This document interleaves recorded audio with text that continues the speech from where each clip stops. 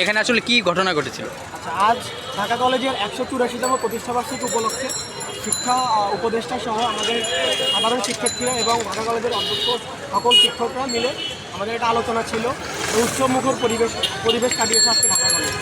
আমাদের আলোচনা সভা শেষে ঢাকা কলেজের প্রতিটা শিক্ষার্থী তাদের গন্তব্যস্থলে চলে গেছে, আমরা হলে চলে গেছি, যারা আবাসিক ছাত্র তারা।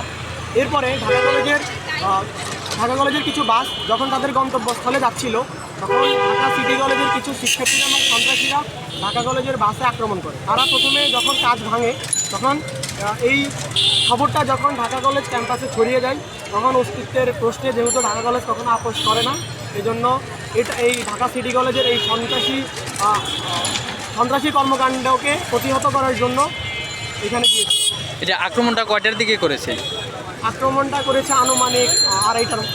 এই যে আপনি মানে এরকমভাবে যে আক্রমণ করেছে, আক্রমণ করার পিছনে কারণ কি? মানে আক্রমণ করার পিছনে কারণ কি? পূর্বের কোনো শত্রুতার জের ধরে এরকম করছে কি? সেটা হতে পারে, কিন্তু আমি জানি না। কিন্তু যেহেতু ঢাকা কলেজ প্রথমে কোনো আক্রমণ করেনি বা কোনো আক্রমণাত্মক কথাও বলেনি, সেক্ষেত্রে ঢাকা সিটি কলেজের শিক্ষার্থীরা কেন প্রথমে আক্রমণ করেছে সেটা তারাই বলতে পারে।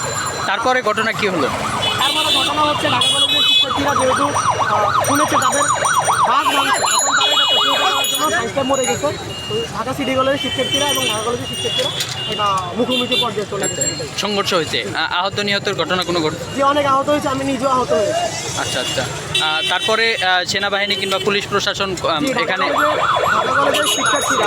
ঢাকা কলেজের শিক্ষার্থীরা আমরা যথেষ্ট ধৈর্যের পরীক্ষা দিয়ে, আমরা যেহেতু জনদুর্ভোগ চাই না, আমরা যেহেতু জনগণের কোনো সমস্যাও সেটা চাই না, যেহেতু আমরা ক্যাম্পাসে ফিরে এসেছি। কিন্তু পুলিশ এবং সেনাবাহিনী আমাদের ক্যাম্পাসের ভিতরে টিয়ার শেল নিক্ষেপ করেছে। এই জন্য তারা টিয়ার শেল নিক্ষেপ করবে বাইরে, কিন্তু আমার ক্যাম্পাসের ভিতরে কেন তারা টিয়ার শেল নিক্ষেপ করেছে, এটা সাধারণ শিক্ষার্থী হিসেবে কেউ মানতে পারেনি বিধায় তারা আবার ঢাকা কলেজের ক্যাম্পাস থেকে বের হয়ে রাখতে।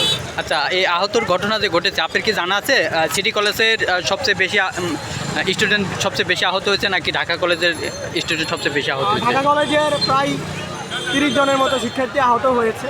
সিটি কলেজের কতজন আহত হয়েছে সেটা আমি বলতে পারবো। আচ্ছা, সেনাবাহিনী এবং পুলিশ এসে নিয়ন্ত্রণে নিচে কয়টার দিকে আপনি বলতে পারেন আনুমানিক?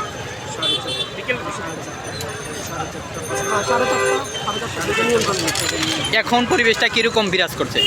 এখন পরিবেশটা আগের তুলনায় অনেকটাই নিয়ন্ত্রণে চলে এসেছে এবং আপনার কথা শুনে আমরা বুঝতে পারলাম যে আসলে আক্রমণটা ঢাকা কলেজ আগে আপনার সিটি কলেজ বাস হামলা করেছে, ঢাকা কলেজের বাস আক্রমণ করেছে, তারপরে ঢাকা কলেজের শিক্ষার্থীরা প্রতিহত করার জন্য। এই বিষয়ে কি আপনার কাছে কোনো নির্ভরযোগ্য তথ্য পাওয়া যাবে যে কেন এরকম করলো? পূর্বের কোনো শত্রুতার জের আছে কিনা? মানে আপনার এরকম কিছু মনে হয় কিনা? সন্দেহ মানে এরকম সন্দেহ করে এরকম কিছু আসলে বলতে পারবো।